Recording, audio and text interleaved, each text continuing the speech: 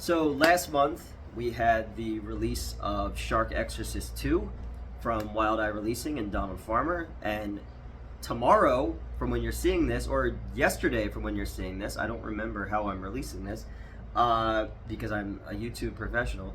Bigfoot Exorcist, Donald Farmer, Wild Eye Releasing. This was the first thing that I had ever shot for Donald. Obviously I've gone on since then to do Shark Exorcist 2, Blood Bitch Baby, Darby Screamhouse, Amityville vs. the Galactic Samurai Schoolgirls. And even before that, I screened Cannibal Cop and Shark Exorcist 1 at the Anthony Wayne when I was the operations manager there.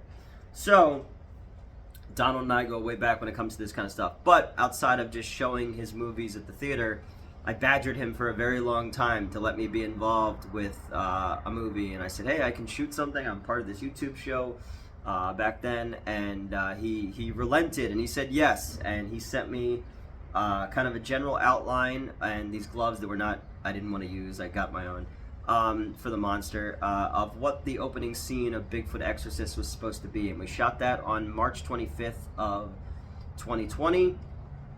My former best friend Justin Silverman's birthday. They were having a big birthday party for him at the old Screenwave offices, and we filmed this behind what is the new Screenwave offices, back when it was still a abandoned building. There's woods back there and a creek and stuff like that, so we had a couple hours, and I knew that I had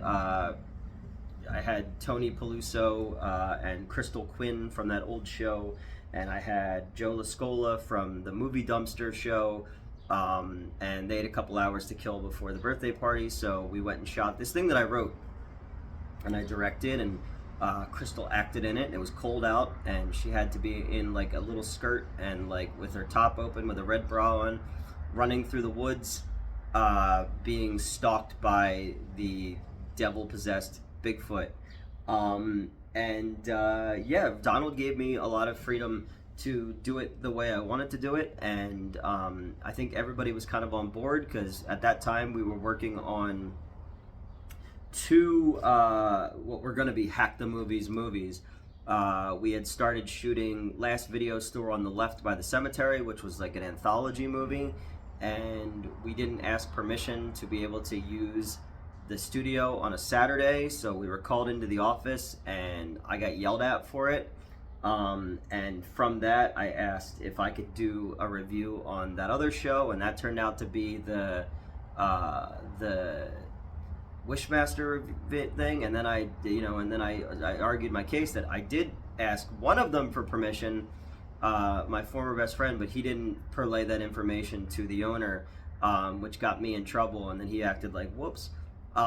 So that's what started that whole thing, and then we started shooting Amityville movie theater or something like that, some Amityville movie, and we had gotten, just he and I shooting it, gotten quite a bit deep into it, and we thought we were going to then parlay that into distribution by doing this stuff for Donald Farmer, because we were then, as soon as I got everything together, we were then offered the scene for Shark Exorcist 2 that we did but never aired. Go watch the Shark Exorcist 2 video to see that. But it was cold out. I don't I feel bad for my former actress, my former friend, my former girlfriend, having her in that situation, but it looked really cool.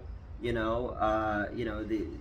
at that point in March where it's not quite spring yet, so everything was still kind of dead, and there's a very muted color pattern, and the blood and the red bra and the red hair and everything and the guts all stood out, and gave a really cool contrast. It had this very Boggy Creek meets Last House on the Left kind of feel to it, and I'm not sure if Tony wound up being the one who edited it. I'm not sure what happened with all that, but I know it's done because I saw it. And a lot of our shots are in the trailer as well, which was really cool. Tony was the cameraman on that one, and I thought he did a really good job in capturing the kind of kinetic vibe that I wanted. I wanted to be a bunch of little shots building up between, sort of like the dinner table scene at the end of Texas Chainsaw Massacre, a bunch of these quick cuts, inserts, building the tension visually. You'll cut from her hiding behind the tree, to the hand of the creature coming around the tree, to her eye looking sideways, to her chest heaving, to her mouth, to like all this stuff, and then running, and then POV, and tried to give it like a lot of energy. Because again, it was this no budget thing we shot right before a birthday party. But in the end, they spraying blood everywhere, and there's a bloody skull, and there's, me wearing the cheesy rubber monster hand and stuff like that. But it came out really, really cool. And I'm excited that it's what kicks off the film. Because, our scene in Shark Exorcist 2 is kind of at the very end of the movie. So it was cool that this one sets the tone, like, right away for what the movie is. It sucks that those guys aren't around to enjoy the release. And I don't expect them to promote anything with my name on it. That's fine. I don't care. But I'm proud of it, and it led to, without it, I got a chance to shoot the scene in Shark Exorcist 2, and then I got to shoot the scene for Blood Bitch Baby, and then I got to write and produce the scene for Debbie Does Demons. Debbie Does Demons, and for Darby Screamhouse, and then Amityville vs. the Galactic Samurai Schoolgirls. Writing and producing those, acting in some of them, and then handing things over to really, really fucking talented teams like Brian Wild's guys in with Red Cup Films in Delaware, or Tony Goggles' guys in Trenton, or Chris's guys with Bad Movie Nights. Like, one of the cool things was getting to work with different crews on each one of these segments that Donald offered us, because then each one has its own distinct feel to it and style, but each one also stands out in the movies that they're involved with, or that they're included in. And I think that was important, that none of them repeat the same style, the same kind of gags, the same genre even, whereas, Bigfoot Exorcist is more of a survival horror type of scene that we shot. Shark Exorcist 2 is straight up comedic. Darby Screamhouse is more of a camp comedic. We got the whole, Tony got the whole concept of me making this, they built the set, of making the set look like the Dark Backwards, with like the plastic hair on everybody. It's like those Energizer people from the late 80s, early 90s. And then the biggest of all of them is Amityville vs. the Galactic Samurai Schoolgirls for Amityville Aliens. We were able to get Will Keenan to come out to be in that one, and that one had a budget behind it, and Brian and his team fucking knocked it out of the park, man. So it's cool to been asked in the first place to do this first one, and we shot it in 2020, and I actually forgot about it for a while, and I asked back when everything was like falling apart, and I was looking for something to kind of hang my hat on and look forward to. It was coming out, and there was really no news on it. But it's cool. 4 years later, it's here now, and you can get your hands on it either yesterday or tomorrow, again, based on how I release this. But it's always really awesome to be involved with Wild Eye releasing, especially like Velocipaster, I think is fucking brilliant. And I like the stuff that they do. I like the dude who's putting this stuff out. He's doing modern day exploitation, modern day AIP, modern day canon, 21st century releasing stuff. And that's really cool, keeping that alive, and that it's out there. And yeah, it's clickbait exploitation, people would say, but I think it's fucking dope as shit. And I'm excited as hell to be involved in Shark Exorcist 2 and Bigfoot Exorcist and all the other ones they're putting out. It's neat to have those on my resume, As I said before, like, there were other people who I worked with who were just like, it's embarrassing to have those things on your IMDb. And I was like, why? Like, have you not looked around at the shit that I'm into, But no, so that's it. We got to do this neat little thing for this movie, and it led to doing more neat little things for more movies. And now, between all the ones I've done for Donald and the ones I've done for Crude Cinema, I've got stuff coming out like pretty consistently, which is really, really fucking cool. and it's what I've always wanted as a filmmaker. And now I just need to get ones where it's my film. As always for Donald or for Len Kapuzinski or people like that, it was always writing or producing or acting and stuff for other people. This is like we're getting closer to like Newt Wallen movie, which is what I wanted.